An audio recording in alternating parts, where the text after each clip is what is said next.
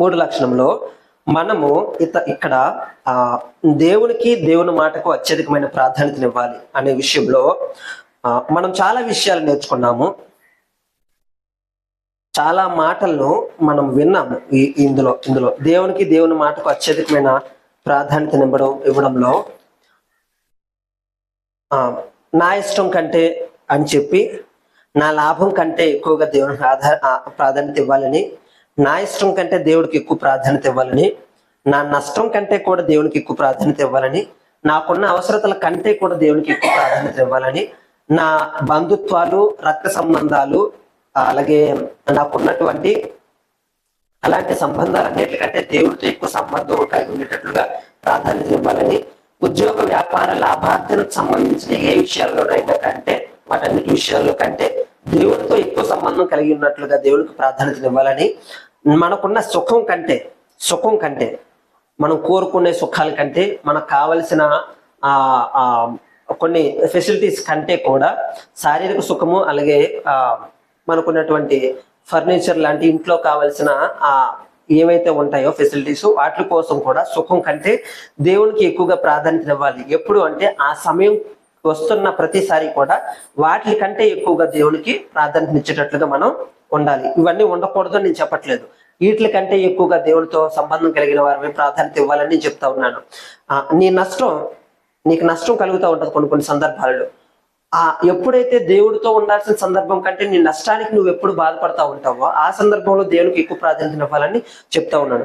నీ ఇష్టం ఉంటుంది, కొన్ని ఇష్టాలు జరుగుతూ ఉంటాయి. ఆ ఇష్టాల్లో నీ ఇష్టం జరుగుతూ ఉన్నప్పుడు దేవుడు నీ దగ్గర నుండి, నీ మనసులో నుండి, నీ యొక్క సందర్భాల్లో నుండి దేవుడు దూరం అయిపోతాడని అర్థమైనప్పుడు ఆ ఇష్టాన్ని పక్కన పెట్టి దేవునితో సంబంధాన్ని కలుపుకోవడానికి ముందుండాలని చెప్పేసి వింటూ ఉన్నాం అనమాట. మన అవసరతలు ఇలాంటి విషయాల్లో మనం చాలా జాగ్రత్తగా నేర్చుకున్నాము. ఈరోజు 8వ విషయంగా నా సొంతం కంటే దేవునికి ఎక్కువగా ప్రాధాన్యతనివ్వాలి అనే విషయాన్ని మనం నేర్చుకుంటా ఉన్నాం. దేనికంటే?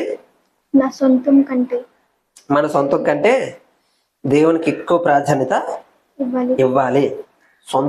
సొంతం అంటే ఏంటి అని చెప్తే అనుకుంటే, నేను అనుకునే సంబంధించినదంతా కూడా నా సొంతమే. నా సొంతం. దానికి ఉదాహరణగా చెప్పాలంటే, ఎవరైనా పొలంలో నుంచి మీకు ఒకవేళ భూములు అలాంటివి ఏమైనా ఉంటే, వ్యవసాయం చేసిన వాళ్ళైతే మీ దాంట్లో నుంచి ఎవరైనా కంచె వేసుకుని వెళ్ళారనుకోండి, మీరు ఒప్పుకుంటారా? మన భూముల నుంచి ఎవరైనా కంచె వేస్తే ఏం చేస్తాం? నా సొంతం అంటామన్నమా. నా దాంట్లో నుంచి నువ్వెవడ వేయడానికి, నీకేంటి అర్హత అని అంటాము. సో నాకు సంబంధించి నా శరీరము, నా బట్ట, నా జ్ఞానము, నా అందము, నా ఇల్లు, నా తమ్ముడు, నా భార్య, నా కొడుకులు, నా పిల్లలు, నా గౌరవం, నాకు అవమానం, నా కోపము, నా ప్రేమ, నా ఇష్టం అనేది ఏదైనా సరే మన సొంతమే. చెప్పడం ఒకసారి, నా సొంతం. ఈ సొంతం వచ్చినప్పుడు నీ సొంతం కంటే ఎక్కువగా మన దేవునికి ప్రాధాన్యత ఇవ్వాలనే విషయాన్ని నేర్చుకుంటా ఉన్నాం అనమాట. అంటే నీవు అనుకున్న వాటన్నిటికంటే దేవుడికి ఎక్కువగా ప్రాధాన్యత ఇవ్వడం అన్నమాట. ఇక్కడ మనం చూస్తే నా సొంతం అంటే మనం నేర్చుకున్నాం. ఆదికాండం 12వ అధ్యాయంలో అద్భుతమైన మాట ఉంటుంది అనమాట. అబ్రహాంతో దేవుడు చేసిన వాగ్దానము, మొట్టమొదటి పిలుపు, అబ్రహాముకు వచ్చిన పిలుపు అనమాట. నీవు నీ దేశము నుండి, నీ బంధువుల నుండి, నీ తండ్రి ఇంట నుండి బయలుదేరి నేను చూపింపబో దేశమునకు నువ్వు వెళ్ళము అని చెప్తాడు అనమాట. ఎక్కడి నుంచి అంట? నీ దేశము, నీ బంధువులు, నీ తండ్రి ఇండ్లు. మన స్వాస్థ్యం అంతా ఇక్కడే ఉంటది కదా, మనది అనుకునేది అంతా ఇక్కడే ఉంటది కదా. ఒకటి, ఇవి మన సంబంధాలకు సంబంధించిన విషయాలు అనమాట. మన బంధవ్యాలు, మన ఆస్తి పాస్తులకు సంబంధించిన విషయం అనమాట ఇది. నీ దేశము. ఇప్పుడు అందరూ కూడా చాలా మంది అంటా ఉన్నారు కదా, అదేంటి దేశభక్తి కోసం చాలా మంది మాట్లాడుతూ ఉంటారు. నా దేశం అనేటట్లుగా, నా బంధువు, నా దేశం, నా ఇష్టం, అంటే నాకు సంబంధించిన దేశం అని చెప్పి కొంతమంది దాంట్ల కోసం పోరాటాలు చేసిన వాళ్ళు ఉన్నారు. కొంతమంది నా భాష, మదర్ టంగ్, నా తల్లి భాష అని చెప్పి భాషా ప్రాముఖ్యతకు విలువిచ్చే పరిస్థితుల్లో కూడా చాలా మంది ప్రయాసపడతా ఉంటారు, పోరాటాలు చేస్తూ ఉంటారు. కొంతమంది నా స్థలము, నా రాష్ట్రము, నా జిల్లా, నా గ్రామము, నా ఇల్లు అనే దగ్గరకు వచ్చేస్తే నా వస్తువు అనే దగ్గర కూడా మనం వచ్చేస్తాం అనమాట. ఇన్ని విధాలుగా ఆఖరికి ఇంకా గట్టిగా అడిగితే మన మీద ఎవరైనా పొరపాటున ఏదైనా నోరు జారుంటే నా మీదే నువ్వు నోరెత్తుతావా, నా మీదే నువ్వు అంటావా అనేటట్లుగా మనం చాలా సొంతాలను కలిగి ఉంటాం అనమాట. చాలా విధాలైన సొంతాలను కలిగి ఉంటాం అనమాట. ఈ సొంతాలలో అబ్రహాముతో దేవుడు సెలవిస్తున్న మాట ఏంటంటే, నువ్వు నీ దేశం నుండియో, నీ బంధువుల ఇంటి నుండియో, నీ తండ్రి ఇంటి నుండి నేను చెప్పించబో దేశమునకు వెళ్ళుము అంటాడనమాట. అంటే అబ్రహాముకు ఉన్నటువంటి ఆ పునాదుల గల పట్టణాన్ని అబ్రహాము నుండి తీసేసి దేవుడే తన సొంతం అనేటట్లుగా దేవుడు దగ్గరకు తన మాట చొప్పున నడిపించుకోవడానికి దేవుడు ఇష్టపడ్డాడు. దేవుడు నామానికి మహిమ కలుగును గాక.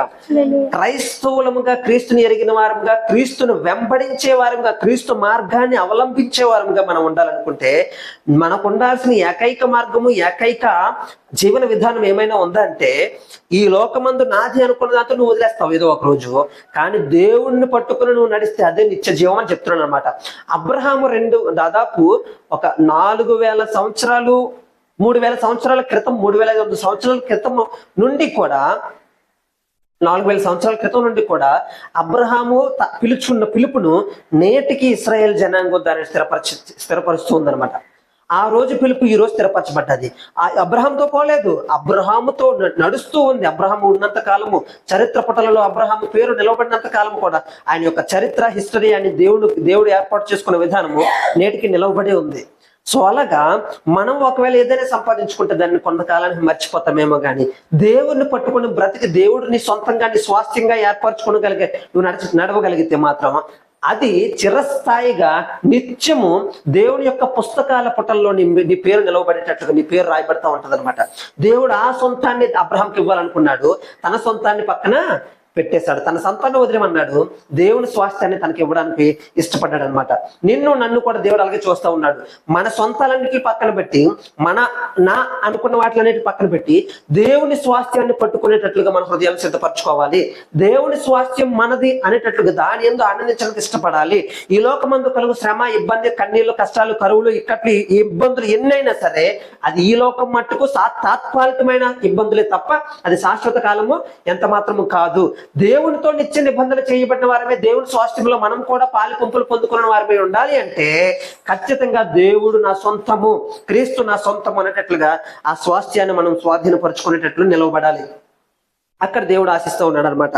మనం అనుకునే సొంతాన్ని దేవుని సొంతానికి చాలా వ్యత్యాసం ఉంటుంది. అర్థమైందండి? మనం అనుకునే సొంతానికి దేవుడు అనుకునే సొంతానికి చాలా వ్యత్యాసం ఉంటుంది, చాలా వ్యత్యాసం ఉంది. దేవుడు తన రూపంలో, తన స్వరూపంలో మానవుడిని కలిగించాడు. మానవుడి రూపంలో, మానవుడు మేధస్సు నుంచి, మానవుడి యొక్క సొంతం నుండి పుట్టినవి చాలా ఈరోజు మానవుడు అనుభవిస్తున్నాడు. కానీ దేవుని దగ్గర నుంచి వచ్చిన పరిపక్వత కలిగిన దానికి మానవుడిని మించేంతగా ఎక్కడ ఏమీ జరగదు అని చెప్తుంది అనమాట. ఇతరుల సొంతాన్ని, ఇక్కడ నీ సొంతం అనే దగ్గర గడిచిన వారం ఒక ఉదాహరణ చెప్పుకున్నాము. మన సొంతం ఎప్పుడు అని అంటే దానికి ఉదాహరణగా ఇతరులు తన సొంతాన్ని, తన ఇష్టాన్ని, నిజాన్ని చెప్పడానికి నువ్వు నీ సొంతాన్ని వదిలేయగలగాలి. మనం మన సొంతాన్ని వదలగలగాలి. ఇతరులు మనకి ఏదైనా చెప్పాలి అనుకునేటప్పుడు నువ్వు కొన్ని హద్దులు పెట్టుకున్నావు అనుకో, వాళ్ళు మన దగ్గరకు వచ్చి ఏమీ చెప్పలేరు, మాట్లాడలేరు, భయపడతారు అనమాట. ఆ భయం ఎలాగుంటది చెప్తాను చూడండి. నీతో ఎలాంటి విషయాన్నైనా పంచుకునేటట్లు నీ సొంతాన్ని నువ్వు వదులుకోగలగాలి. పంచుకోగలరా? యేసుక్రీస్తు దగ్గరికి ఎవరెవరు వచ్చారు? సుంకర్లు, అదే సుంకపు గుత్తదారులు పరిసయ్యుల దగ్గరికి వెళ్తారా? ధైర్యంగా వెళ్ళలేరు. ఎందుకంటే పరిసయ్యులు వారిని పాపులుగా ట్రీట్ చేస్తారు, అలా చూస్తారనమాట. సమాజం వారిని కొంచెం దోపిడీదారులుగా చూసేదనమాట. ఆ రోజుల్లో అన్యాయమైన ఆ సుంకాన్ని, అధికమైన సుంకాన్ని వసూలు చేస్తూ వారు పన్నులు వసూలు చేస్తూ ఉండేవారు అనమాట. సో అందుకు వారి దగ్గరికి తీసుకోవాలన్నా కూడా కొంచెం తక్కువగా చూసేవారు. యేసుక్రీస్తు ప్రభువు ఎలా చూశారు? ఈయన పాపులతోనూ సుంకరులతోనూ సాంగత్యం చేస్తున్నాడే, వారితో కలిసి భోజనం చేస్తున్నాడే అనుకునేటట్లు యేసుక్రీస్తు వాళ్ళతో సహవాసం చేయగలిగాడు. ఏం చేశాడు అప్పుడు యేసుక్రీస్తు ప్రభువారు? తన దేవుని చిత్తానికి తాను లోబడి వారితో పాటు ఉండేటట్లు ఇష్టపడ్డాడు అనమాట. మనం కూడా అలాగే ఇతరులు ఏదైనా బలహీనతలను కానీ ఏవైనా మన దగ్గరకు వచ్చి చెప్పుకునేటట్లుగా మనము మన సొంతాన్ని విడిచిపెట్టి ఇతరులకు ధైర్యాన్ని కలగజేసేటట్లుగా మన సొంతం ఎప్పుడు కూడా పక్కన పెట్టగలగాలి.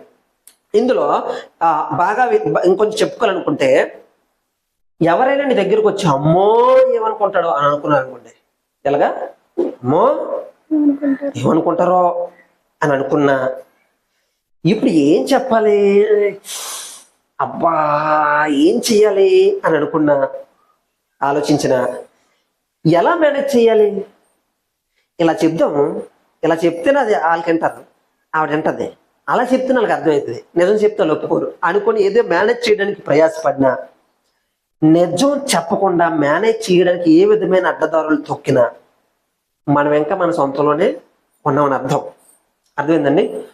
అయితే నీ భర్త నీ పిల్లలు నీ దగ్గరకు ధైర్యంగా వచ్చి తన ఇష్టాలు చెప్పుకోగలగాలి. జరిగినట్లుగా నీ దగ్గరకు వచ్చి చెప్పుకోగలిగే వాళ్ళకి ఆ వెసులుబాటు నువ్వు కలిగించగలగాలి. ఆ మార్గాన్ని నువ్వు ఇవ్వగలగాలి, వాళ్ళకి మార్గాన్ని ఇవ్వగలగాలి. ఒకవేళ తప్పు చేసి వచ్చారనుకోండి, ఈరోజు ఇలా చేశాను అని చెప్పుకోగలగాలి. అమ్మో ఇలా చేస్తే నాకు బింబ చేసేస్తారు అని అనుకున్నాను, అమ్మో తిడతారో కొడతారు అని అనుకోండి, అనుకున్నా సరే నీ దగ్గరకు వచ్చేటట్లుగా నీ ప్రవర్తన ఉండాలి. అంటే నువ్వు తిట్టినా కొట్టిన తదుపరి వారిని ఎట్లా చేయాలి, వారిని ఎట్లా చూడాలి, ఆ కంఫర్ట్ జోన్లోనికి వారిని తీసుకొని రావడానికి ఇష్టపడాలన్నమాట. అలా లేకపోతే మనం చేసే ఏదైనా సరే మోసమే, మన సొంతాన్ని ఇంకా మనము వదలలేదు. ఇతరులు వచ్చి మనతో తమ ఇష్టాలను పంచుకోలేనట్లుగా మనం ఉంటున్నామంటే మనం ఇంకా మన సొంతాలను వదులుకోలేట్లే. అయితే భార్య భర్తల మధ్య కానీ తల్లి పిల్లల మధ్య కానీ చాలా మటుకు ఇలాంటి విషయాల్లోనే చాలా సొంతాలు ఎవరికి వాళ్ళ సొంతాలు ఉంటాయి. ఏది సంపూర్ణంగా పంచుకోరు, సంపూర్ణంగా తెలియజేసుకోవడానికి ఇష్టపడరు, సంపూర్ణంగా కలిసి మాట్లాడుకోవడానికి ఇష్టపడరు, దాస్తా ఉంటారు అని చెప్పి ఈ సొంతము ఎంత ప్రమాదాన్ని అయినా తీసుకొచ్చి పెడతాది, కుటుంబాలలో సమాధానం లేకుండా చేస్తుంది అనమాట. నీతో ఏ విషయమైనా చెప్పుకోగలిగే సొంతాన్ని నువ్వు కలిగి ఉండాలి అని చెప్పి నీ ఎమోషన్స్ మనం విడిచిపెట్టాలి. మన ఎమోషన్స్ ని విడిచిపెట్టాలన్నమాట. నీ దగ్గరికి ఈ విషయం చెప్తే నువ్వు ఏడుస్తావు అంటే ఎవడని చెప్తాడా, నువ్వు బాధపడతావని తెలిస్తే ఎవరిని చెప్తారా? ఏదో ఒక సెన్సిటివ్ విషయం, భయాన్ని కలిగించే విషయం, ఆందోళన కలిగించే విషయం నీకు చెప్తే నువ్వు భయపడతావు, ఆందోళన చెందుతావు. ఇంట్లో వాళ్ళు వచ్చి నీతో పంచుకోగలరా? ఒక ఆయన ఇలాగే కుటుంబానికి తెలియకుండా, అమ్మో కుటుంబం తెలిస్తే అమ్మో ఆందోళన పడిపోద్ది అని చెప్పేసి గుండె ఆపరేషన్ చేయించుకోవడానికి వెళ్ళాడు ఆయన. తెలిసిన తర్వాత ఇంకెంత గుండె ఆగిపోద్ది, అది ఇంకా భయంకరంగా ఉంటుంది అనమాట. అంటే నేనేం చెప్తున్నానంటే, నీ యొక్క ఔన్నత్యము, నీ యొక్క పరిపక్వత విషయాన్ని అర్థం చేసుకోగలిగేటట్లు ఉండాలి తప్పితే దానికి మించి నీ ఎమోషన్స్ బయట పెట్టి ఏడుస్తూనో భయంతోనో లేదు భయపడతాం అనేటట్లు నువ్వు చెప్పుకుంటే నీకు ఎవరు ఏం పంచుకోగలరు, ఏం పంచుకోలేరనమాట. అక్కడ మన సొంతాన్ని విడిచిపెట్టగలగాలి, మన ఎమోషన్స్ విడిచిపెట్టగలగాలి. దేవుని మాటతో మనం ధైర్యం పొందుకోవడానికి ఇష్టపడాలి, దేవుని మాటతో నడిపింపబడడానికి ఇష్టపడాలి. ఈ లోకమందు ఉన్నవేవి కూడా మనల్ని ఏమీ చెయ్యలేవు, ఈ నన్నేం చేస్తాయి, నా దేవుడు నాతో ఉన్నాడు, శ్రమలలో అగాధ చీకటి అంధకారంలో నేను నడిచినా సరే నా దేవుడు నాకు తోడై ఉంటాడు, తన దుడ్డుకరం నాకు ఇస్తాడు, తన దండం నాకు ధైర్యంగా ఉంచుతాడని చెప్పి ధైర్యంతో మనం ముందుకు వెళ్ళగలిగితే వస్తున్న ప్రతి వ్యతిరేకత, ప్రతి ప్రతికూలతను కూడా మనము స్వీకరించి దేవుని సన్నిధిలో పెట్టి దాన్ని సానుకూలంగా మార్చుకొని దేవుని ఎదుట దాన్ని ధైర్యపరచుకునేటట్లుగా మార్చుకోవాలి విషయాన్ని. సో ఇక్కడ మన సొంతాన్ని వదులుకోవాలి. రెండో విషయం ఏంటంటే, జాగ్రత్తగా గమనించండి, రెండో విషయం స్వ అభిప్రాయాన్ని వదులుకోవాలి. ఏంటి? మన సొంత అభిప్రాయాన్ని వదులుకోవాలి. మొదటిది ఏంటి? మన సొంతం కంటే ఇతరుల సొంతాన్ని ఎక్కువగా చెప్పుకునేటట్లు మన సొంతాన్ని ఎమోషన్స్ వదిలిపెట్టాలి. అలాగే నా దేశాన్ని, నా కుటుంబాన్ని, బంధువులు ఇంటిని దేవుని యొక్క స్వాస్థ్యం కోసం ఎదురు చూసేటట్లు నిలబడాలి. రెండోది మన సొంత అభిప్రాయాన్ని విడిచిపెట్టాలన్నమాట. ఎలా విడిచిపెట్టాలి? యోబు గ్రంథము 23వ అధ్యాయము 12వ వచనం. యోబు గ్రంథము 23వ అధ్యాయము 12వ వచనం చదువుదాం. మన సొంత అభిప్రాయాన్ని విడిచిపెట్టగలగాలి. ఆయన పెదవులు ఆజ్ఞను నేను విడిచి తిరగలేదు, ఆయన నోటి మాటలను నా స్వభాభిప్రాయాల కంటే ఎక్కువగా ఎంచి తిని. ఆయన పెద్దవుల ఆజ్ఞను ఆయన యొక్క పెదవుల ఆజ్ఞను నేను విడిచి తిరగలేదు.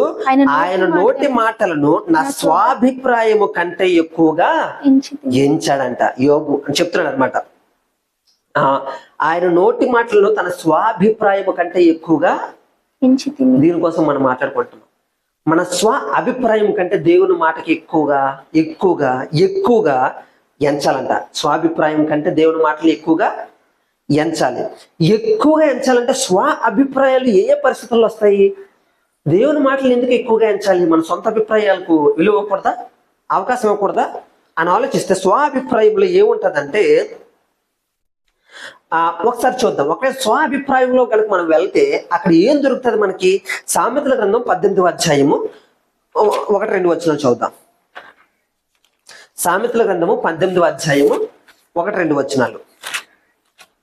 సామెతలు 18:1-2 వచనాలు. వేరుండగోరువాడు వేరుండగోరువాడంట స్వేచ్ఛానుసారంగా నడుచువాడు. ఎలా నడుస్తాడంట?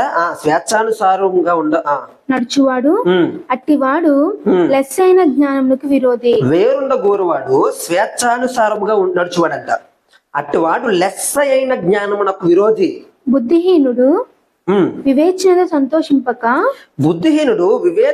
సంతోషించక తన అభిప్రాయాలను బయలుపరచుట యందు సంతోషించును. ఏం చేస్తాడంట? తన అభిప్రాయాలను బయలుపరచుట యందు సంతోషిస్తాడంట. చూడండి, వేరుండ గోరువాడు స్వేచ్ఛానుసారముగా నడుచువాడంట.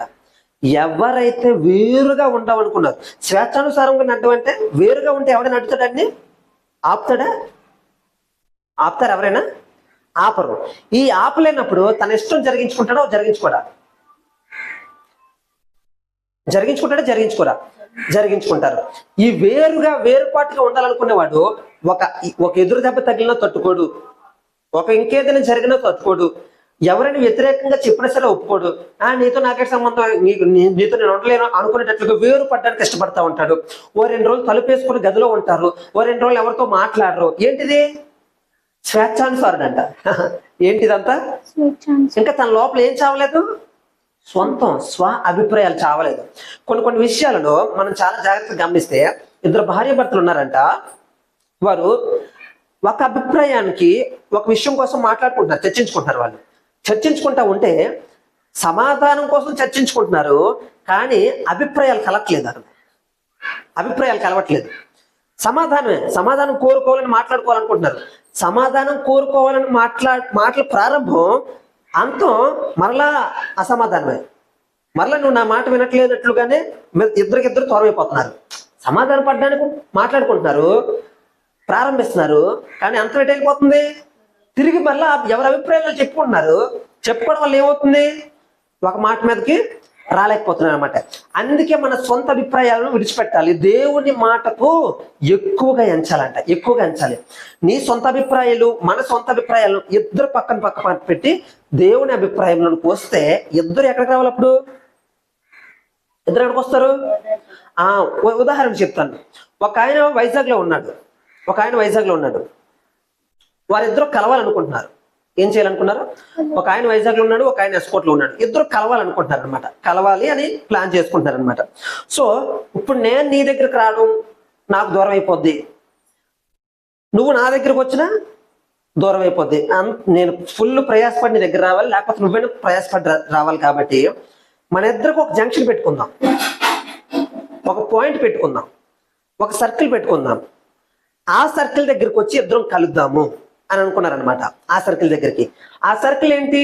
అలాగ నువ్వు కనుక వచ్చావనుకో, పెందుర్తి జంక్షన్ నువ్వు వస్తే ఇద్దరం కలిసి కాసేపు కూర్చొని మాట్లాడుకుని వెళ్ళిపోదాము. ఇటు నువ్వు వెళ్ళిపోవచ్చు, అటు నేను వెళ్ళిపోవచ్చు అనేటట్లుగా ఇద్దరు ఒక మాట మీదకి వచ్చి ఈ జంక్షన్కి వచ్చి కలుద్దాము అని అనుకున్నారనమాట. ఈ జంక్షన్కి ఇప్పుడు ఏమవుతుంది? ఇద్దరు ఒక జంక్షన్కి వచ్చినప్పుడు ఇద్దరికి కష్టం అనిపించదు, ఇద్దరికి దూరం అనిపించదు.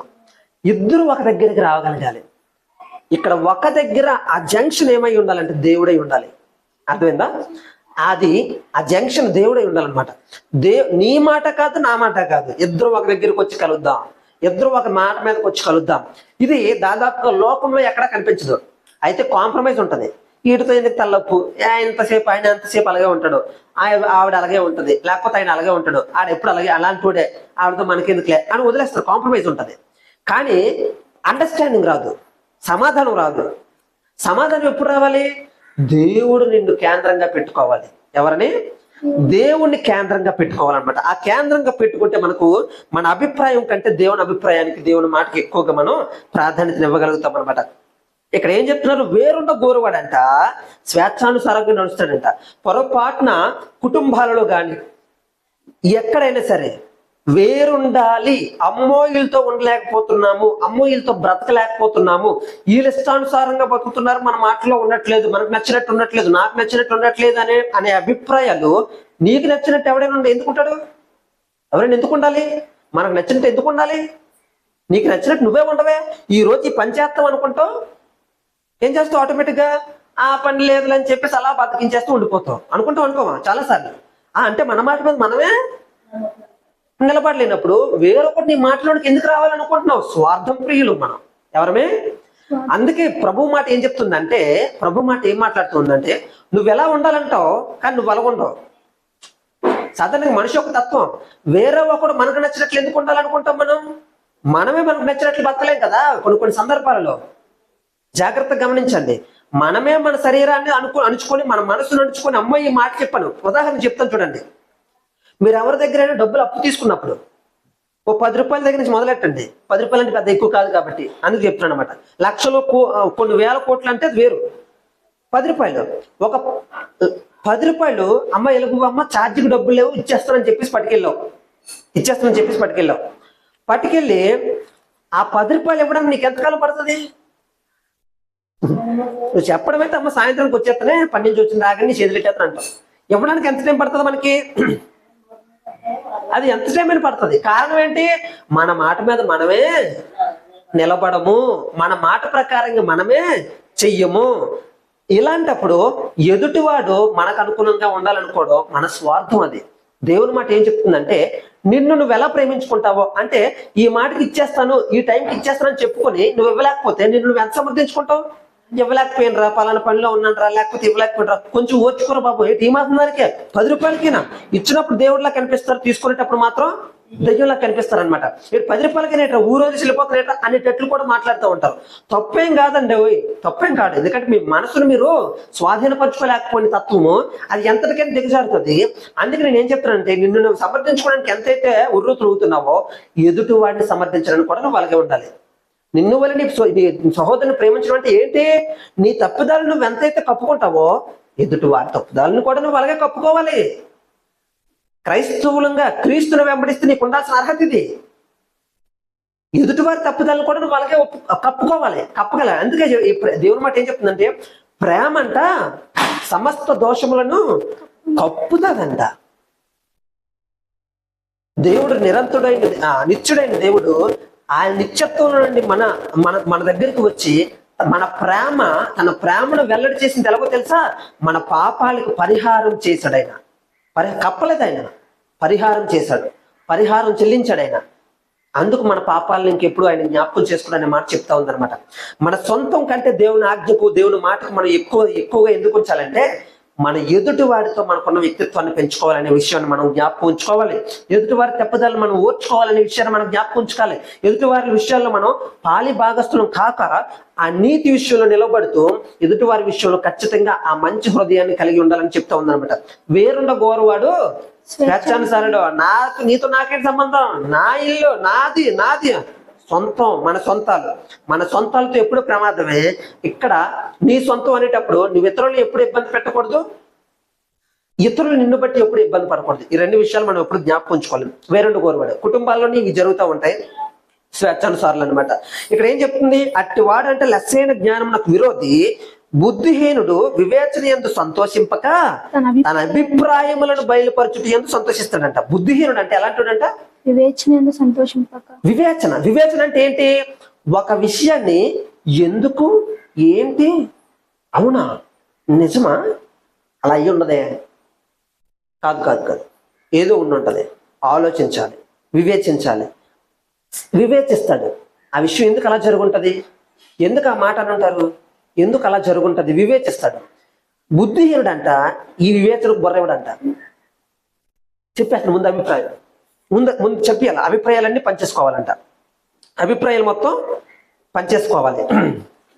ఎలా పంచుకోవాలి?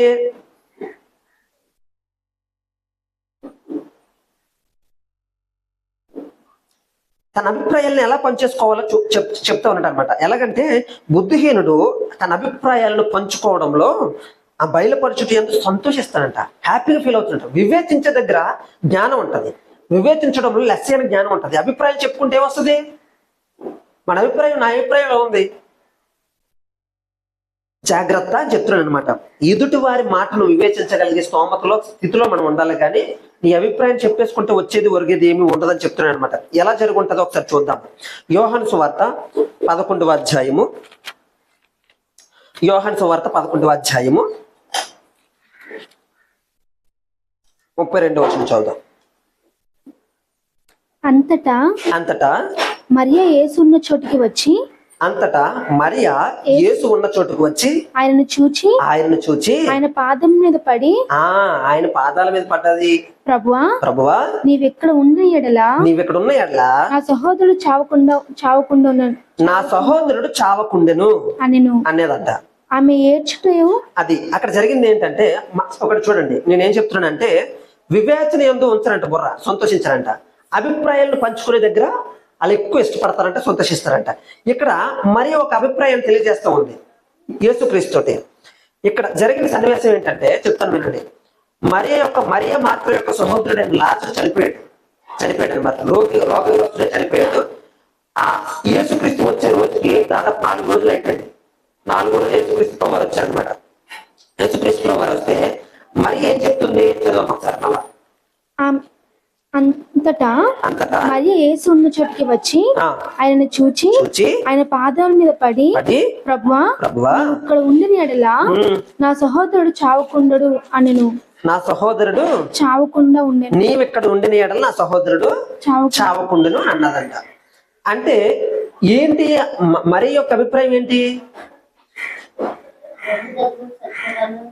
చచ్చిపోకనే ఉండడు, ఇప్పుడు వచ్చావు, చచ్చిపోయాడు, ఇప్పుడు 4 రోజులు అయిపోయింది అని చెప్పి అభిప్రాయమేనా కాదు? అది అభిప్రాయము.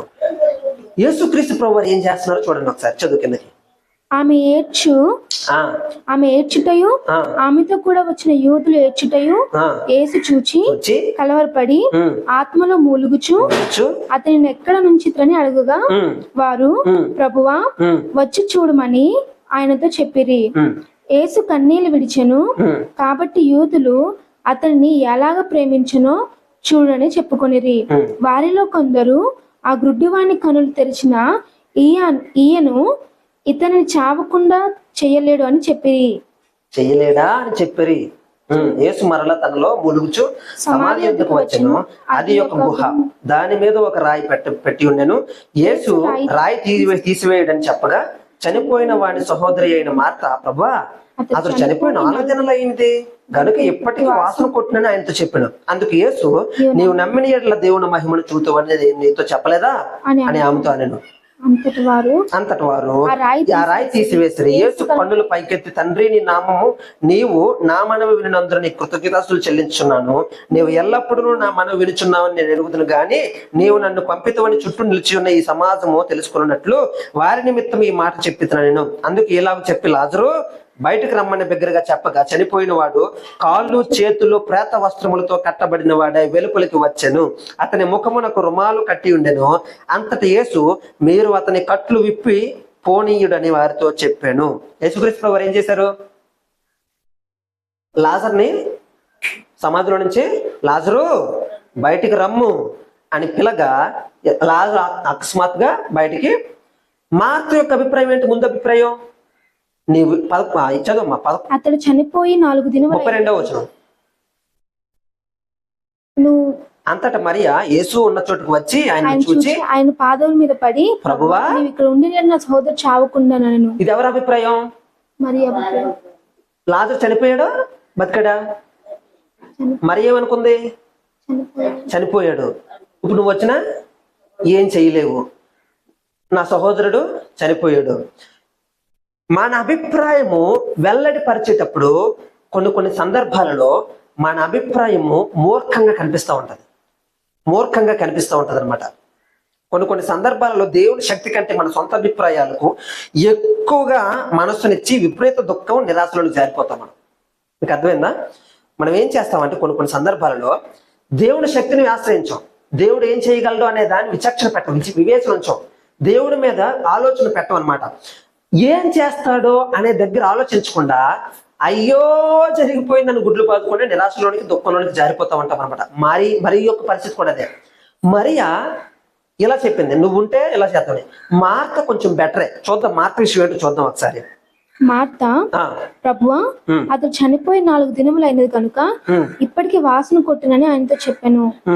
అందుకు యేసు, అది కాదు, అక్కడ కాదు, 21వ వచనం చదువు. మార్త యేసుతో, ప్రభువా నీవిక్కడ ఉండిన ఎడల నా సహోదరుడు చావకుండును. మరియ ఏం చెప్పింది? మరియ గారు ఏం చెప్పారు అక్కడ చూడండి ఒకసారి. 32వ వచనం, ప్రభువా నీవిక్కడ ఉండిన ఎడల నా సహోదరుడు చావకుండును. మరియ గారు కూడా సేమ్ డైలాగ్. ఓకే, మార్త గారు కూడా ప్రభువా నీవు ఇక్కడ ఉండి నా సహోదరుడు చావకుండును, సేమ్ డైలాగ్ కొట్టారు. ఇద్దరు అభిప్రాయం ఒకటే, కానీ మార్త ఇంకొంచెం బెటర్ గా ఆలోచించి ఒక పదాన్ని ఉపయోగించింది. కింద చదువు. ఇంకా ఇప్పుడైనను నీవు దేవుని ఏమడిగినను దేవుడు నీకు అనుగ్రహించునని ఎరుగుదును. మార్త కొంచెం విచక్షణ కలిగింది, కొంచెం వివేచన ఉపయోగించింది, వివేచన పెట్టింది. యేసుక్రీస్తు ఏమి చెయ్యగలడో, యేసుక్రీస్తు ఏ దైవత్వాన్ని కలిగి ఉన్నాడో, యేసుక్రీస్తు ఎలాంటి శక్తి సామర్థ్యాలను కలిగి ఉన్నవాడో అని చెప్పి మార్త వివేచించగలిగింది. కానీ మనం మార్త మరియలను ఎక్కువగా మనం పోల్చినప్పుడు ఎవరిని ఎక్కువ చేస్తాం, ఎవరిని తక్కువ చేస్తాం? ఎవరిని ఎక్కువ చేస్తాం? మరియని ఎక్కువ చేస్తాం, మార్తని. కారణం ఏంటంటే అలా అక్కడ ఒక సన్నివేశం జరిగింది యేసుక్రీస్తు దగ్గర. యేసుక్రీస్తు ఇంటికి వచ్చినప్పుడు మార్త బిజీ అయిపోద్ది. వంటలు చేయాలి, యేసుక్రీస్తు ఏది ఇష్టమో, యేసుక్రీస్తు ఏమి తింటాడో, యేసుక్రీస్తుకి అయ్యి పెట్టాలి, ఇది నేను ఈ వంట అంటే అద్భుతంగా చేసేస్తాను, ఈ వంటలో నేను ప్రావీణ్యత కలిగిన దాన్ని ఖచ్చితంగా ఈ వంట యేసుక్రీస్తు పెట్టాలని చెప్పు మనసంతా వంట మీద పెట్టేసి యేసు మీద తన మనసు పెట్టలేకపోయింది. ఏం తింటాడో అని పెట్టుకుందే కానీ అమ్మో ఏం చెప్తాడు అనే దగ్గర మనసు వదిలేసింది అనమాట మార్త. అక్కడ మరియ మార్పులు కొట్టేసింది. మరియ గారు మార్పులు కొట్టేశారు అనమాట. యేసుక్రీస్తు పాదాల దగ్గర గడిపి నీ మాట వినుట శ్రేష్టం అనేటట్లు యేసుక్రీస్తే తనకు ఆ మాటను తెలియపరిచాడు అనమాట. మార్త, నువ్వు అనేకమైన పనులు, విస్తారమైన పనుల యొక్క ప్రయాసం నువ్వు పెట్టుకున్నావు, కానీ నా మాటలు విన్న దగ్గర మనసు పెట్టుకుంది మరి అని చెప్పి మరియను హెచ్చిస్తాడనమాట. ఇక్కడ మరియ తన మాటల దగ్గర ఉన్న దగ్గర అందుకు మార్త మరి కంటే మరికి ఎక్కువ ప్రాధాన్యత, ఎక్కువ కొంచెము అన్నట్లు మరికి ఎక్కువ ఇస్తాం అనమాట. కానీ ఇక్కడ మార్త యొక్క ఔన్నత్యం కనిపిస్తుంది. యేసుక్రీస్తుని అర్థం చేసుకున్న, యేసుక్రీస్తు ఎలాంటి వాడు వివేచించిన మనస్తత్వం కనిపిస్తుంది అనమాట. మార్త, నువ్వు ఎక్కడుంటే నా సహోదరుడు చావకుండను, అయినను నేను ఎరుగుతును, ఇప్పటికేమో నేను చేయి జారిపోయిందని నేను అనుకోను అనేటట్లుగా అర్థవంతమైన ఒక మాట, మంచి మాటలు ఉపయోగించింది. మరి ఆ మాట ఉపయోగించలేకపోయింది. నువ్వు ఇక్కడికి వచ్చేసి ఉంటే నీకు వార్త వస్తుంటదే, నీకు వార్త పంపించాలి, పోతే నీకు తెలిసే ఉంటుందే, ఆ రోజు దగ్గర రాలేదు అనేట్లు దుఃఖపడిపోతుందేమో మరియా. కానీ నేటికి నేను నీ దగ్గరే ఉన్నాను మరియా. అదేమీ చవలేదు, లాజరేం చనిపోలేదు, చావు బ్రతుకుల్లో పాటి మీద ఉన్నోటే లేపుకొచ్చాను, నేను చనిపోయిన ఎందుకు లేకుండా ఉంటాను అనేటట్లుగా మరియా యేసుక్రీస్తునందు అవివేచన ఉంచలేకపోయింది. మన అభిప్రాయాలు కొన్ని సందర్భాలలో దేవుని శక్తిని చూడకుండా చేస్తాయి. అందుకే మన స్వ అభిప్రాయాన్ని వదలాలి. ఏం చేయాలి?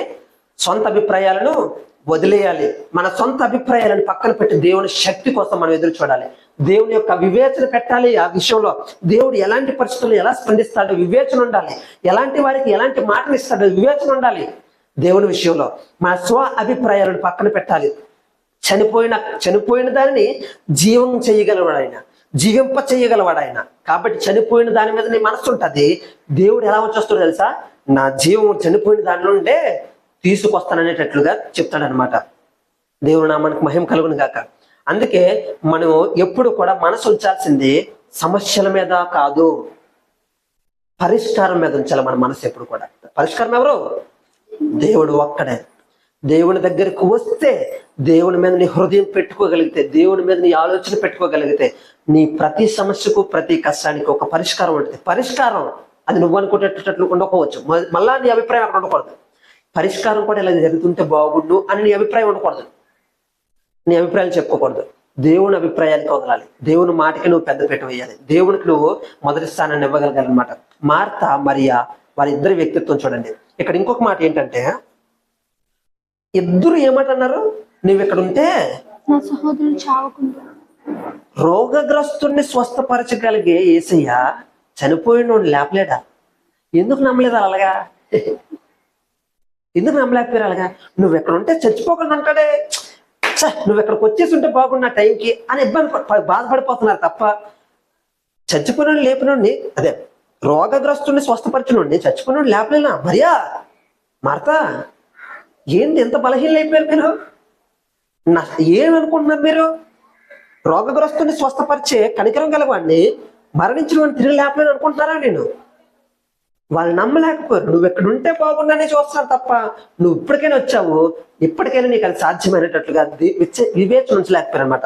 మన అభిప్రాయాలు దేవుని శక్తిని తక్కువ అంచనా వేస్తాం, మన అభిప్రాయాలు దేవుని యొక్క సమాధానాన్ని తక్కువ అంచనా వేస్తాం, మన అభిప్రాయాలను వెల్లడిపరచడం వల్ల దేవుని యొక్క ఉనికినే కొన్నిసార్లు మనం తక్కువ చేసి మాట్లాడతాం. దేవుని యొక్క ఉనికినే జాగ్రత్త సుమ, మన అభిప్రాయాలు తెలియజేసేటప్పుడు. అందుకే మన స్వ అభిప్రాయం ఎప్పుడు కూడా దేవుని విషయాలలో ఉపయోగించకూడదు. ఇక్కడ ఇంకొక విషయం చూసాం అనుకోండి. ఒకసారి చూద్దాం. అపోస్తుల కార్యాలు 5వ అధ్యాయం చదువు. అపోస్తుల కార్యాల గ్రంథం 5వ అధ్యాయంలో ఇద్దరు ఉంటారు. అననీయ అను ఒక మనుష్యుడు తన భార్య అని సఫీరాతో ఏకమై పొలమమ్మెను. భార్య ఎరుకునే వాడు దాన్ని వెలలో కొంత దాచుకొని కొంత తెచ్చి అపోస్తలుల పాదం మీద పెట్టారు. అప్పుడు పేతురు, అననీయ, నీ భూమి వెలలో కొంత దాచుకొని పరిశుద్ధాత్మను మోసపుచ్చుటకు సాతాన్ని ఎందుకు నీ హృదయమును ప్రేరేపించెను? అది నీ వద్ద ఉన్నప్పుడు నీదే కదా, అమ్మిన పిమ్మట అది నీ వశమై ఉండలేదే? ఎందుకు ఈ సంగతిని హృదయంలో ఉద్దేశించుకున్నావు? నీవు మనుషులతో కాదు దేవునితోనే అబద్ధమాడారు వానితో చెప్పాను. ఏం జరిగిందంటే, ఇద్దరు కలిసి, అననీయ ఒక మనుషుడు తన భార్య అయిన సఫీరాతో ఏకమై పొలం అమ్మాడంట. పొలం అమ్మేసి భార్య ఎరుకనే వాడు కొంత వెలలో కొంత దాచుకొని కొంత తెచ్చి అపోస్తుల పాదముల యొద్ద పెట్టారనమాట. వెల అమ్మిన తర్వాత, అసలు వెల అమ్మి కొంత దాచుకొని కొంత దాచిపెట్టుకోవడం తప్పు కాదు. ఎందుకంటే మేము ఇంత అమ్ముకున్నాము, దేవుడికి ఇంత అద్దాం అనుకున్నాము, ఇంత ఇచ్చేద్దాం అనుకున్నాము కాబట్టి ఇంత దాచుకున్నాము అని అనుకుంటే తప్పు కాదు. అంతా అమ్మేసి అంత ఇచ్చేద్దాం అని అనుకున్న స్వభావం అది. కానీ టెంప్ట్ అయ్యారు. వాళ్ళ అభిప్రాయం ఏమైంది? మారింది. ఇద్దరు ఏకమయ్యారు, ఏకాభిప్రాయాలు వచ్చాయి, ఏక మనసు కలిగింది, అభిప్రాయము ఉన్నపాటును మారిపోయింది అనమాట. అక్కడ ముందు వచ్చిన, ఎందుకంటే ఏకముగా అమ్మి ఎందుకు ఇచ్చుకుంటున్నారంటే, అక్కడ ఒక వచనం ఉంటుంది ముందు వచనాల్లో, ఒకసారి చదువుదాము. 34వ వచనం చదవమ్మా. భూములనైనను ఇండ్లనైనను కలిగిన వారందరూ వాటిని అమ్మిన వాటి వెల తెచ్చి అపోస్తుల పాదముల యొద్ద పెట్టుచూ వచ్చిరి. ఈ అపోస్తుల పాదముల యొద్ద అమ్మిన వెల మొత్తం తెచ్చి పెడతా ఉన్నప్పుడు వీళ్ళు మాత్రమే ఎందుకు వెల సగం తెచ్చిపెట్టారు? అసలు భూమిని అమ్మి వెల చెల్లించాలనుకున్నప్పుడే వాళ్ళ హృదయం ఏమైందంటే, అమ్మో వెల అమ్మేసి భూమి అమ్మేసి ఖచ్చితంగా దేవుడికి ఇచ్చేయాలని మంచి మనస్సాక్షితోనే అనుకున్నారు, అభిప్రాయపడ్డారు. దాని తర్వాత తన అభిప్రాయాలు మారిపోయినాయి. అర్థమైందా? వాళ్ళ అభిప్రాయాలు మారాయి. మన సొంత అభిప్రాయాలు దేవుని మాటలు నెరవేర్చవు, దేవుని ఆత్మను శోధిస్తాయి, దేవుని ఆత్మను దుఃఖపరుస్తాం. మన సొంత అభిప్రాయాలలో నుండి వచ్చిన మాటలు, అభిప్రాయాల నుండి వచ్చిన చేతలు దేవుని దుఃఖపరిచేటట్లుగా మారిపోతాం. అందుకే సొంత అభిప్రాయాలను పక్కన పెట్టి దేవుని మాట ఏమై ఉందో, దేవుని పని ఏమై ఉందో, దేవుని దృష్టి ఏమై ఉందో, దేవుని వాక్కు ఏమై ఉందో దాని మీద మనసు పెట్టుకొని ఉండాలన్నమాట. మూడో విషయం ఏంటంటే స్వ అతిశయము. ఏంటి? మన స్వాతిశయమును విడిచిపెట్టాలి. ఏంటది? స్వాతిశయము. నేను 2 విషయాలు చెప్పాను, దాదాపు 3 విషయాలు చెప్పాను. ఏంటంటే రెండో విషయం చెప్పాను. ఇక్కడ మూడో విషయం ఏంటంటే స్వాతిశయము. మొదటిది ఏంటి? మన సొంతం అనుకున్న దాంట్లో తండ్రి ఇల్లు, స్వదేశము, స్వంతిల్లు, కుటుంబము మొత్తం వీటిని వదిలిరమ్మన్నాడు. రెండోది స్వ అభిప్రాయాన్ని వదిలిపెట్టమన్నాడు. మూడోది స్వ అతిశయాన్ని వదిలేయాలని చెప్తా ఉన్నాడు అనమాట. దీన్ని స్వ అతిశయము. కీర్తన గ్రంథము 49వ అధ్యాయము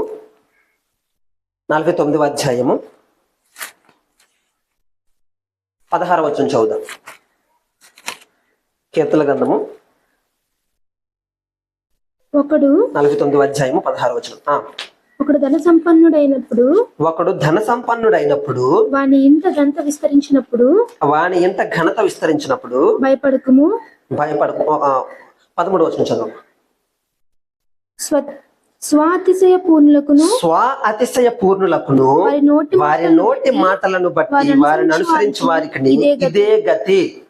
ఇదే గతి ఎవరికంట? స్వ అతిశయ పూర్ణులంట. వీళ్ళెవరంట? స్వ అతిశయ పూర్ణులు. ఈ స్వ అతిశయం అంటే ఏంటంటే, నేను సంపాదించాను, నేను తెచ్చుకున్నాను, నా ఆర్జితం ఇది, కష్టార్జితం అని సొంతంగా డంబంగా పలుకుతూ ఉంటారంట. వీళ్ళు ఎలా చేస్తారంట? డంబంగా ఉపయోగిస్తారంట. డంబంగా. ఈ డంబం అనేది ఎలా ఉంటుంది తెలుసా? రే షర్ట్ ఎక్కడ కొన్నారు, సూపర్ ఉంది అంటే, రే ఎక్కడో తెలుసా, ఇదిరా నేను ఎప్పుడు అక్కడే కొంటాను. ఎక్కడ? అదే బ్రాండ్, నా బ్రాండ్ ఎప్పుడు అక్కడే, నా బ్రాండ్ అదే, ఎప్పుడు అక్కడే కొంటాను. ఈ షర్ట్ అంతా తెలుసా నీకు, ఎంత వేళ తెలుసా? స్వ అతిశయము. ఈ స్వ అతిశయంలో కులం కూడా ఉంటుంది. జాగ్రత్త. ఏముంటది? కులం, నా కులం అని ఉంటది అనమాట. అందుకే సాధారణంగా ఈ కుల వివక్ష క్రైస్తవులు ఉండకూడదు. ఉంది అంటే క్రైస్తవ అనుచరులు కాదు, కేవలం క్రైస్తవులుగా పిలువబడతారు. క్రైస్తవ్యం కూడా ఉంది. కానీ దేవుని మాట ఏం చెప్తుంది తెలుసా? మానవుడు అనేవాడు దేవుడి సృష్టి, దేవుని ద్వారా చేయబడ్డాడు. ఈ దేవుని ద్వారా చేయబడిన వ్యక్తి తన స్వార్థం కోసం, తన స్వ అతిశయం కోసం పక్కనున్నవాడిని తొక్కి అణచివేసి తన గుప్పిట్లో పెట్టుకోవడానికి ఆ కులాలని ప్రస్తావనలు చేసుకుని అందులో అతిశయించడం మొదలు పెట్టాడు అనమాట. నాకంటే తక్కువ, పుట్టుకతో ఎవడు తక్కువ ఎవడు ఎక్కువ? పశుబాలుడికి ఏంటి ఉంటుంది జ్ఞానం, పశుబాలుడికి ఏముంటుంది బుద్ధి, అది ఎక్కువ తక్కువ ఏముంటుంది? పెద్ద కులంలో పుట్టిన ఆ బిడ్డడు కూడా పశుబాలుడే. అతి తక్కువ కులంలో పుట్టి, అంటే తక్కువ కులంగా పిలువబడుతున్న కులంలో పుట్టినవాడు కూడా పిల్లోడే. వాళ్ళిద్దరు కలిస్తే మళ్ళీ చక్కగా ముద్దులాడుకుంటారు, గొడవ పడుకుంటారు, ఇష్టపడుతుంటారు, కలిసి ముద్దులెట్టుకుంటారు, కలిసి తినిపించుకుంటారు మళ్ళీ వాళ్ళిద్దరు కలిస్తే. కానీ వాళ్ళ తల్లిదండ్రులు మాత్రం కలవరు. కారణం ఏంటి కారణం? పుట్టుకతో ఎవడుకుంది కులం, అడిగి తెలుసా నాది కులం నీది కులం అని. అహం అహం అహం అహం. కొంతమంది అదని, కొంతమంది ఇదని. ఎవరికి ఎక్కువ? మానవుని సృష్టి ఒకడు మానవుడే. మనిషిలోనే మనిషిగానే బ్రతకాలి. మానవత్వం అన్నాడు. అందుకే మానవ తత్వం, మానవత్వం, మనిషిలో ఉండాల్సిన మానవత్వం. అందుకే ఎక్కడి నుంచైనా జరిగేది అనమాట. స్వ అతిశయ పూర్వులు ఎప్పుడు కూడా మేమేంటో తెలుసా, మేమెవరమో తెలుసా, మేమేంట్లో తెలుసా, మా కుటుంబం ఏంటో తెలుసా చెప్పుకుంటారంట. వీళ్ళకి ఏంటో వచ్చి నాకు అర్థం కాదు. మీకు ఇంతకుముందు చెప్పాను కదా, స్వాచ్ఛ ఎలాగుంటుందంటే, చిన్న ఇల్లు కట్టామనుకోండి, నేను ఆడి పిలుద్దాం అనుకున్నానండి. ఆడైతే సూపర్ చేద్దునా ఆడిని అనుకున్నాను నేను. ఆడైతే ఎవరినో హెచ్చిస్తా ఉంటా. ఏంటి నీ ఇంటికి నీ స్పెషల్ ఏదో అతిశయం. స్వ అతిశయ పూర్ణులు ఏం చేస్తారంటే ఇదే గతి అంటుంది. ఏం గతి వాళ్ళకి? మనిషి తనలో ఉన్న నా అనే అతిశయాన్ని ఎక్కువగా కలిగి ఉంటాడు. ఏ అతిశయం? నా, నేను అనే అతిశయాన్ని కలిగి ఉంటాడు అనమాట. మీరు ఎప్పుడైనా చూడండి, దేవుడికి ఇచ్చేటప్పుడు ఏమిస్తారండి? ఏ మనసుతో ఇస్తారు చూడండి ఒకసారి. న్యూస్లో కొన్ని న్యూస్ల్లో కనిపిస్తుంది. బ్రేకింగ్ న్యూస్ అని చెప్పి చూపిస్తూ ఉంటారనమాట. హుండీలో కొన్ని కోట్ల రూపాయలు విలువ కలిగిన వజ్ర వైఢూర్యాలతో కలిగిన ఆ కిరీటాన్ని దానం చేశారు, లేకపోతే హుండీలో వేశారు, ఆ యొక్క సంస్థానానికి ఇచ్చేశారు అని చెప్పేసి గొప్పగా చెప్తారనమాట. దేవుడికి ఇచ్చేది ఎంత విలువైనది ఇవ్వగలవు నువ్వు దేవుడికి? మనం దేవుడికి ఇచ్చినప్పుడే మన హృదయం ఏముంటది? నా కష్టం నీకు ఇస్తున్నాను. నువ్వు నీ కష్టం ఎవరికి ఇస్తున్నావు? దేవుడికి ఇస్తున్నావా?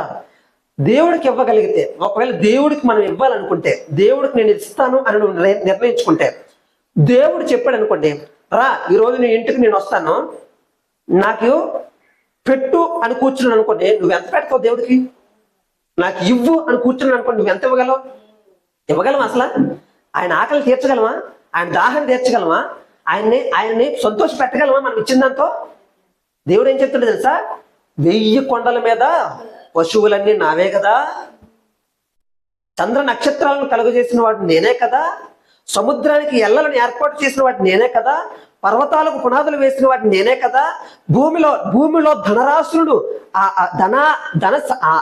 దానిని కలుగు చేసిన వాటిని నేనే కదా అని చెప్తే, నువ్వు నీ కష్టంతో పట్టుకెళ్ళిన దాన్ని నీ గర్వంతో చూపించుకుంటున్నావు ఏంటి? బైబిల్లో ఉన్నారు ఎలాంటి వాళ్ళు.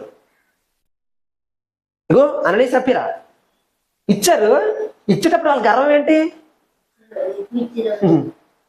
తెచ్చాను నీకే తెచ్చావు అని చూపించుకోవడానికి గర్వపూర్ణులు అనమాట. దేవుడికి నువ్వేమి ఇవ్వగలవండి? స్వ అతిశయము. నిన్ను నీవుగా నీ హృదయం తెచ్చి దేవుడి సన్నిధిలో కుమ్మరించుకోకుండా నేను ఇది ఇచ్చాను. చూడండి, అందుకే ధర్మదాతలు, దానదాతలు అని పేర్లు ఉంటాయి, ఫ్యాన్ల మీద పేర్లు ఉంటాయి, ఈ స్పాన్సరింగ్ వీళ్ళు చేశారని, కుర్చీల మీద పేర్లు వేయించుకుంటారు, వీళ్ళు కుర్చీలు చేయించారని, ఎదర పాలరాతతోటి సెలవులు చెక్కించుకుంటారు, దీనికి స్పాన్సర్ చేసింది మేమని. ఏంటి ఇదంతా? ఏదో మొత్తానికి దేవుడికి ఇస్తున్నామనే దాంట్లో నీ ఇష్టంలో నుంచి దేవుడికి ఎంత ఇవ్వగలవయ్యా? 60 సంవత్సరాల జీవితాన్ని కష్టార్జితంతో ఖర్చు పెట్టి నీ బ్రతుకు ఖర్చు పెట్టి కూర్చుంటే దేవుడికి ఎంత ఇవ్వగలం? ఎంత ఇవ్వలేము. స్వ అతిశయం అనమాట. మనిషి తనలో ఉన్న నేను, నా అనే అతిశయాన్ని ఎక్కువగా కలిగి ఉంటాడు అనమాట. ఈ నా అనే అతిశయం ఏమేంటో చూద్దాం ఉండండి. నా ఆస్తి, ఒకసారి చెప్పండి. నా ఆస్తి. ఆస్తిని బట్టి ఎంతమంది అతి చేస్తారు? ఎంతమంది ఏంటి? ప్రతి ఒక్కరు అతి చేస్తారు. చూడండి, ఎప్పుడైనా సరే నువ్వు ఇంట్లో కొత్త వాషింగ్ మిషన్ కొనుక్కున్నావు అనుకో, నువ్వు ఎలా ఫీల్ అవుతావు? ఓపెనింగ్ చేసినప్పుడు ఇంకా సూపర్ ఉంటుంది. కొత్త ఏసీ కొన్నావు అనుకో, ఎలా ఉంటుంది నీ హ్యాపీనెస్? మంచి కంపెనీ. ఏ కంపెనీ అంటే నాకు ఇలాంటి కంపెనీలు పోతావు. డైకిన్, బ్లూ స్టార్, మిర్చి బుష్ అలాంటివి అయితేనే. పెద్ద పెద్ద కమర్షియల్ కంపెనీలు తీస్తే ఎప్పుడెలా ఫీలింగ్ ఉంటుంది? ఫీలింగ్ మారిపోతుంది. బ్రాండ్ పేరు మార్చుకుని ఎలా ఉంటుంది ఫీలింగ్? అతిశయం. అదంతా అతిశయమే. అందుకే ఏం చెప్తున్నాను అనుకో, నువ్వు కట్టుకునే బట్ట బ్రాండెడ్. ఇది ఏ బ్రాండ్ తెలుసా? లెవిస్ ఏవి చెప్తుంటావు కదా. అలాంటి నువ్వు బ్రాండ్ ధరించుకోవడం కాదు, నువ్వు ధరించుకున్న దానికి నువ్వు బ్రాండ్ అవ్వాలి. అదే నిన్ను బ్రాండ్ అంబాసిడర్ చేయాలి. ఇది అంటే నీ వ్యక్తిత్వం బట్టలు వేసుకోవడంలో కాదు, నీ ప్రవర్తనలో కనిపించాలి. ఎంత హుందాగా ఉంటాడు ఆయన, కానీ ఎంత సింపుల్గా బతుకుతాడు. ఎంత అలా ఉండాలి. నిన్ను ప్రొజెక్ట్ చేయాల్సిందే నీ వస్త్రం కాదు, నీ ప్రవర్తన. మనం వస్త్రానికి బ్రాండ్ అంబాసిడర్ అవుతాయి. ఎవడో లెవీస్ కంపెనీ పెట్టుకుంటే దాన్ని తెచ్చి నువ్వు చూపించుకుంటే, లెవీస్ అనుకుంటే ఈ బ్రాండ్ తెలుసా, ఈ బ్రాండ్ తెలుసా అని చూపించుకుంటే ఎవరికి ఎక్కువ జాగ్రత్త. అంటే మనం దానికి అంబాసిడర్ అవుతున్నాం, ఆడి బ్రాండ్కి మనం అంబాసిడర్లుగా మారిపోతున్నాం, మనం ప్రమోటర్లుగా మారిపోతున్నాం. కాదు, నిన్ను ప్రమోట్ చేసేటట్లు ఉండాలి ఏదైనా సరే. అలా ఉండాలని కోరుకుంటున్నాను అనమాట. ఆస్తిని బట్టి ఎంతమంది అతిశయిస్తారు? ఆస్తిని బట్టి చాలా మంది అతిశయిస్తారు కదా. చాలా మంది గర్వపడతా ఉంటారు. దేవుడి స్థితి ఇచ్చాడు, ఎవడు మా తాత ఎప్పుడో సంపాదించింది, ఇప్పుడు నేను అనుభవిస్తాను, నా బతికి ఎంత, దేవా నువ్వు ఇచ్చావు కదా అని పెట్టి సంతోషించినాడు ఎవడు? తక్కువే. కానీ అతిశయించినాడు, గర్వపడిన వాళ్ళు మాత్రం చాలా ఎక్కువ ఉంటారు. డబ్బును బట్టి అతిశయించే వాళ్ళు ఎంతమంది ఉంటారు? డబ్బును బట్టి, డబ్బు అంటే పిచ్చకపోతున్నారు చాలా మంది క్రైస్తవులు, సేవకులు.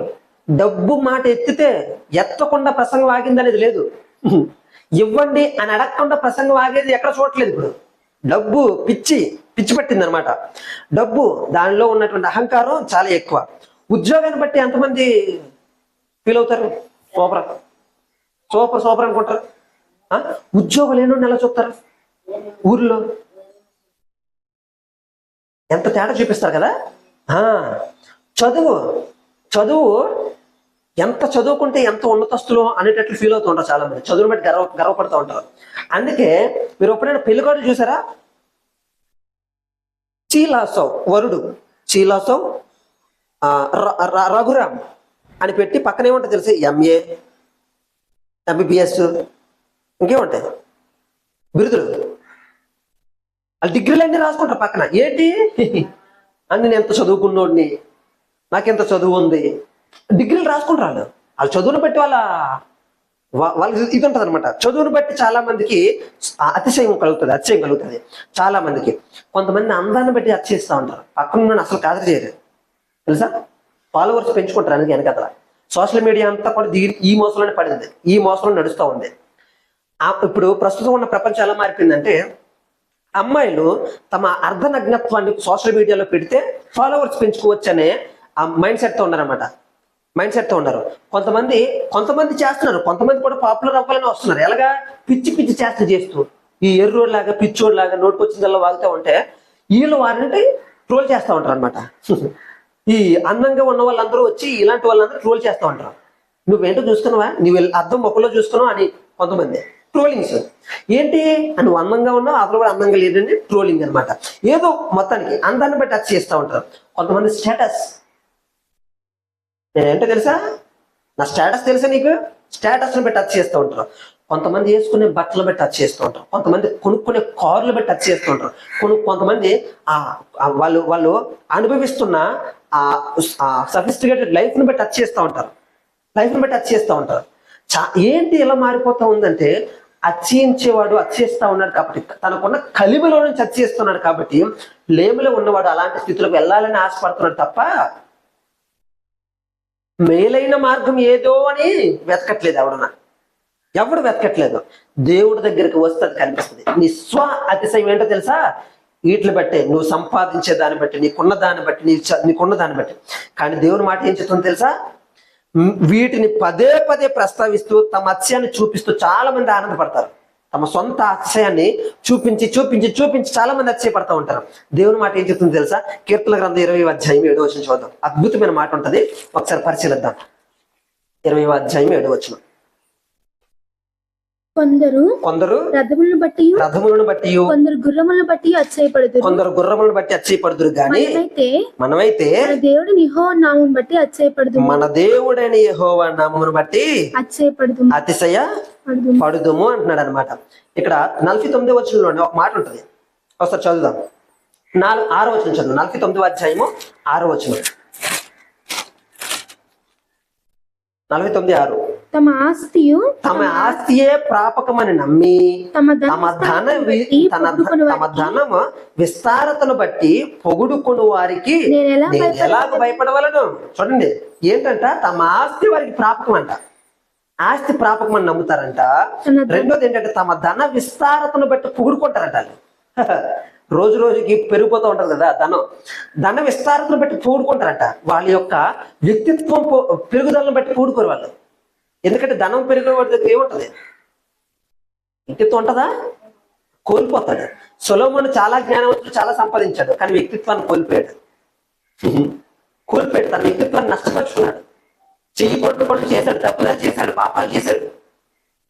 ఆఖరికి నీకు సూక్తులు రాశాడు, సామెతల గ్రంథం, ప్రసంగి గ్రంథాలు రాసుకొని వచ్చి తమ జ్ఞాన విస్తారం, ఆర్థికమైన విస్తారం, ఒక మనిషి యొక్క అభివృద్ధి, ఒక మనిషి మంచివాడు, ఒక మనిషి గొప్పవాడు అని చెప్పడానికి ఆర్థికపరమైన విషయాలు ఎప్పుడు కూడా దోహదం చెయ్యవు క్రీస్తుని వెంబడించేవాడిని.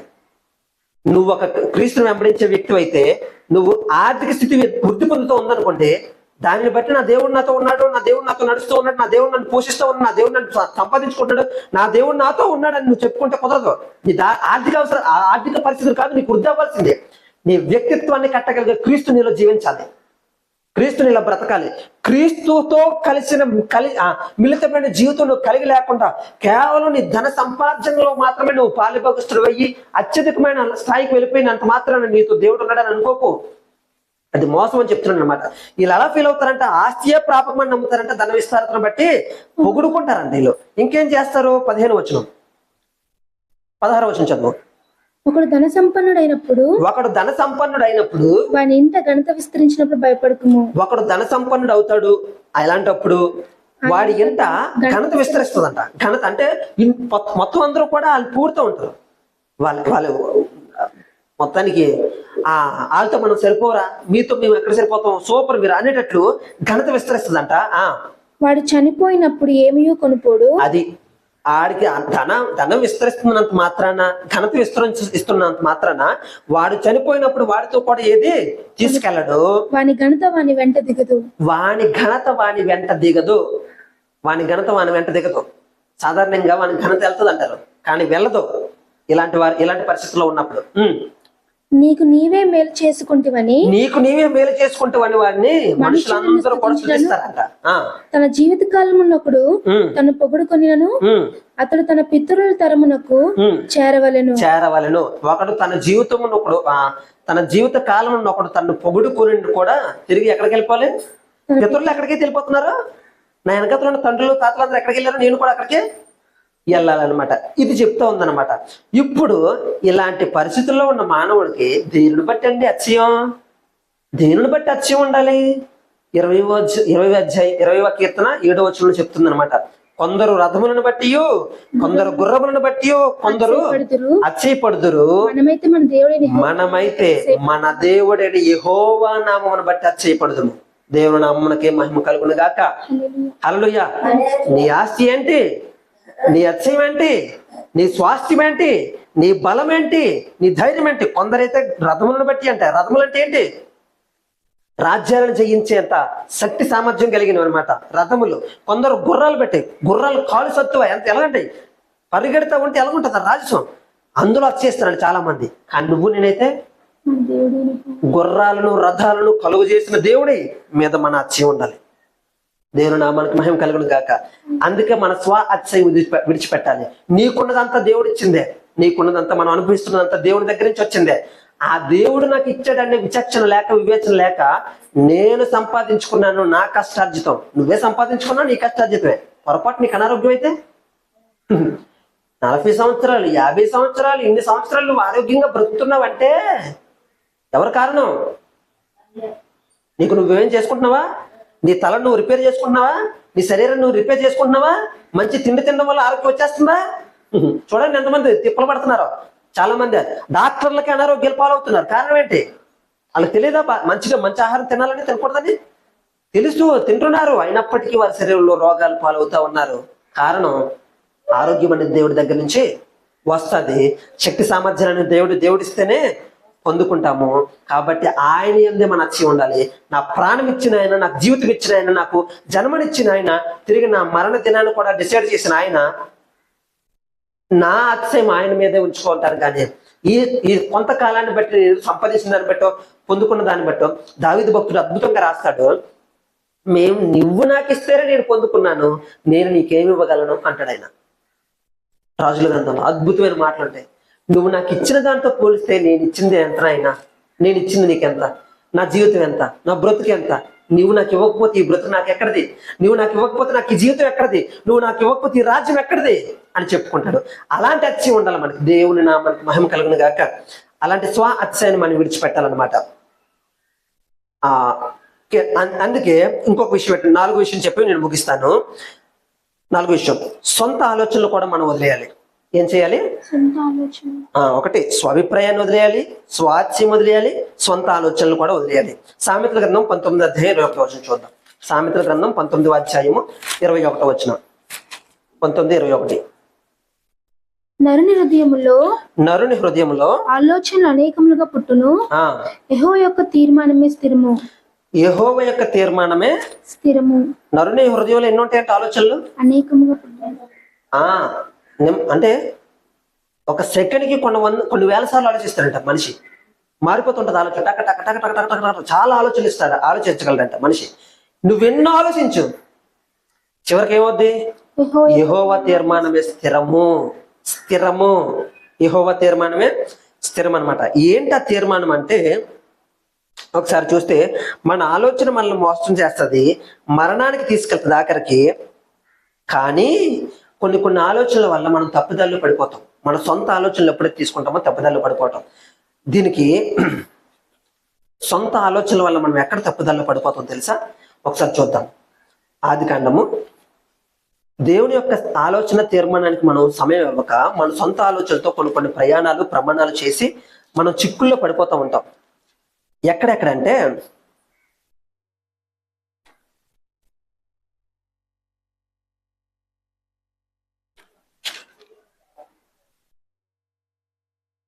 ఆ 12వ అధ్యాయము 10వ వచనం చదువుదాం. ఇక్కడ అబ్రహాం యొక్క సొంత ఆలోచన ఏమైందో ఒకసారి గమనిద్దాం. 12వ అధ్యాయం ఆ 10వ వచనం. దేశంలో కరువు వచ్చెను. అప్పుడు ఆ దేశంలో కరువు వచ్చెను. ఆ దేశంలో కరువు భారముగా ఉన్నందున అబ్రాము ఐగుప్తు దేశంలో నివసించుటకు అక్కడికి వెళ్ళెను. అతడు ఐగుప్తులో ప్రవేశించుటకు సమీపించినప్పుడు అతడు తన భార్య అయిన సారాయితో, ఇదిగో నీవు చక్కని దానివని ఎరుగుదుము. ఐగుప్తీయులు నిన్ను చూచి ఈమె అతని భార్య అని చెప్పి నన్ను చంపి నిన్ను బ్రతకనిచ్చెదరు. చక్కనదయ్యిందనమాట. అప్పుడు ఏం చేస్తారంటే, ఐగుప్తు దేశంలో ఉండడానికి వెళ్ళారు కాబట్టి పొరపాటున అబ్రాహాం చంపేసి సారాన్ని తన సొంతాలుగా చేసేసుకుంటారు ఏమని చెప్పేసి భయపడ్డాడు. భయపడి ఆలోచన ఎత్తాడు. ఏ ఆలోచన చూడండి ఒకసారి. నీ వలన నాకు మేలు కలుగునట్లు, నిన్ను బట్టి నేను బ్రతుకున్నట్లును, నీవు నా సహోదరుని దయచేసి చెప్పమనెను. నీవు నా సహోదరువని దయచేసి చెప్పమన్నట్టు అబ్రహాం చేసిన తప్పుడు ఆలోచన, సొంత ఆలోచన చూడండి ఎలా అయిపోయిందో. అందుకే సొంత ఆలోచన విడిచిపెట్టాలి. సారా ఎవరు అసలు అబ్రహాంకి? భార్య. కానీ ఎలా చెప్పమంటున్నాడు? చెల్లెలు గాని చెప్పమంటున్నాడు అనమాట. చెల్లెలుగా చెప్పమంటే నన్ను బ్రతకనిస్తారనే ఆలోచన అబ్రహాంది. సొంత ఆలోచన. ఎక్కడొక తప్పు ఆలోచన చేశాడు. తర్వాత మళ్ళా నువ్వెందుకు అబద్ధం చెప్పావు అని చెప్పేసి ఇబ్బంది పడతాడు. సొంత ఆలోచన, తప్పుడు ఆలోచన చేశాడు. రెండో విషయం ఎక్కడ తెలుసా? రెండో విషయం ఒకసారి 16వ వచనంలో చూద్దాం. అబ్రాహాం భార్య అయిన సారాయి అతనికి పిల్లలు కనలేదు. ఆమెను హాగరు అని ఐగుప్తురాలి దాసి ఉండెను. కాగా సారాయి, ఇదిగో నేను పిల్లలు కనకుండా యెహోవా చేసి ఉన్నాడు, నీవు దయచేసి నా దాసితో పొమ్ము, ఒకవేళ ఆమె వల్ల నాకు సంతానం కలగవచ్చునని అబ్రహాముతో చెప్పాను. అబ్రాహాము సారాయి మాట వినెను. సారాయి ఒక ఆలోచన చెప్పింది. ఇందాక అబ్రహాం ఒక తప్పు చేశాడు, ఇప్పుడు సారా నాకు పిల్లలు పుట్టలేదు కానీ నువ్వు దాస్తూ వెళ్ళాడు. అబ్రహాంకి ఒక ఆలోచన ఉండాలి కదా, దేవుడు వాగ్దానం చేశాడు ఇస్తాడని. సారా ఆలోచనతో ఏకీభవించాడు. ఏం చేశాడు? మనుషుల యొక్క సొంత ఆలోచన దేవుని నీతిని నెరవేర్చదు, దేవుని చిత్తాన్ని నెరవేర్చదు. అబ్రహాము యొక్క తన సంతానం లేట్ అవ్వడానికి అబ్రహాము మధ్యలో కొన్ని తప్పుదలు చేశాడు. దేవుడు ఇచ్చే వరకు ఎదురు చూడలేకపోయాడు, కంగారు పడ్డాడు, ఆలోచించుకున్నాడు, ఆలోచనలో పడిపోయాడు, ఆలోచన జరిగించాడు, ఆలోచన క్రియారూపకంగా జరిగించడానికి ఇష్టపడ్డాడు. సొంత ఆలోచనలో తప్పుదాలు జరిగాయి. అబ్రహాము దాసితో వెళ్ళిన తర్వాత పుట్టిన ఇష్మాయేలు యొక్క సంతానాన్ని ఇచ్చాడా దేవుడు? ఒప్పుకోలేదు. దేవుడు నీ గర్భవాసంలో పుట్టిన వాడే నీకు స్వాస్థ్యం అవుతాడు, కుమారుడు అవుతాడు అని చెప్పాడు దేవుడు. దాని వరకు ఎదురు చూడలేకపోయాడు, ఆగలేకపోయాడు అనమాట అబ్రహాము. సొంత ఆలోచనల వల్ల జరిగే నష్టాలు మన జీవితాల్లో చూస్తాం. దేవుడు మన కోసం జరిగించే విషయాల కోసం ఓపిక పట్టలేక, ఎదురు చూడలేక, ఆ గొప్ప మహిమను మనం చూడడానికి ఇష్టపడక మధ్యలో మన సొంత ఇష్టాలను జరిగించుకొని దేవుని చిత్తాన్ని కొన్నిసార్లు జరిగించడానికి అడ్డంకులుగా మనమే మారిపోతాం. అందుకే మన సొంత ఆలోచనలు విడిచిపెట్టాలి. యెషయా గ్రంథము 9వ అధ్యాయం 6వ వచనం చదువుతాం. ఎందుకు మనం మన సొంత విషయాల్లో దేవుడు ఆల్రెడీ ఆలోచన ఇచ్చాడు, నేను నీకు ఇస్తాను కంగారు పడకన్నాడు. ఆలోచన చెప్పిన తర్వాత కూడా తన సొంత ఆలోచనకి ఇష్టపడ్డాడు. అందుకే యెషయా గ్రంథం 9వ అధ్యాయం 6వ వచనంలో మనకు శిశువు పుట్టెను, మన కుమారుడు అనుగ్రహింపబడెను, ఆయన భుజముల మీద రాజ్యభారం పొందును. ఆశ్చర్యకరుడు, ఆలోచనకర్త, బలవంతుడైన దేవుడు, నిత్యుడగు తండ్రి, సమాధానకర్త యొక్క అధిపతి అని అతనికి పేరు పెట్టబడెను. ఏం పేరు పెట్టబడుతుందంట? ఆశ్చర్యకరుడు, ఆలోచనకర్త, బలవంతుడైన దేవుడు, నిత్యుడగు తండ్రి, సమాధానక అధిపతి అని ఆయన పేరేంటి? ఇదంతా ఆయన పేరంట. ఇప్పుడు ఆయన పేరేంటి? ఆశ్చర్యకరుడు, ఆలోచనకర్త ఎవరు? ఆలోచనకర్త ఎవరు? ఆయన ఆలోచనకర్త అయి ఉండగా మనకు ఎక్కడి నుంచి వస్తున్నాయి సొంత ఆలోచనలు? అబ్రహాం సొంత ఆలోచన వచ్చింది, సారాకు సొంత ఆలోచన వచ్చింది, నీకు నాకు కూడా సొంత ఆలోచనలు ఉన్నాయి, చాలా చాలా ఉన్నాయి. ఆలోచనకర్త ఎవరు? ఆలోచన కంపెనీ ప్రొడ్యూస్ చేస్తూ ఉంటాడు. ఆయన దగ్గరికి వెళ్ళి ఆలోచన తీసుకోవాలి, మనం ఆయన దగ్గరికి వెళ్ళి ఆలోచన తెచ్చుకోవాలి, ఆయన దగ్గరికి వెళ్ళి ఆలోచనను మనము తీసుకోవడానికి ఇష్టపడాలి అన్నమాట. ఆలోచించగలిగే దేవుడు ఆయన ఆలోచన కంపెనీ అయింది, ప్రొడక్ట్ని తయారు చేస్తూ ఉంటాడు. ఆయన ఆలోచనలకు ఉన్న కర్త, ఆలోచన కర్త అంట. ఆ కర్త దగ్గరికి వెళ్లకుండా మన సొంత ఆలోచనలు ఎప్పుడైతే పడతామో తప్పుడు దాన్ని ఎన్నుకుంటాము, తప్పుడు పదాలను పలుకుతూ ఉంటాము, తప్పుడు ఆలోచనలు చేస్తూ ఉంటాము, కుటుంబాలను విచ్ఛిన్నం చేసుకుంటాము, కుటుంబాల్లో సమాధానాన్ని కోల్పోతాము, జరగకూడని విషయాలు జరిగేటట్లుగా మన తప్పుడు తలంపులతో, తప్పుడు ఆలోచనలతో మనమే ముందుకు అడుగులు వేసుకుని దేవుడు నీతిని జరిగించిన వారంగా నిలిచిపోతాము. జాగ్రత్త, దేవుడు ఆలోచనకర్త, ఆయన ఆలోచనకు మనం వద్దాము, ఆయన ఆలోచన నెరవేర్చే వారంగా ఉందాము. మన సొంత ఆలోచనలు పక్కన పెడదాము. తల ఉంచుకుందాం, కళ్ళు మూసుకుందాం, ప్రార్థన చేసుకుందాం. స్వ అభిప్రాయము, మన సొంత అభిప్రాయము వివేచన యందు సంతోషించక అభిప్రాయాలు చెప్పుకునే దగ్గర మనం సంతోషిస్తామంట. వివేచించాలి. మార్తా మరియలు దేవుని యొక్క శక్తియుక్తులను గ్రహించలేక అయ్యో నువ్వు ఇక్కడ ఉంటే బాగుండని దుఃఖంలో మునిగిపోయారు, కానీ దేవుణ్ణి వివేచించలేకపోయారు. యేసుక్రీస్తుని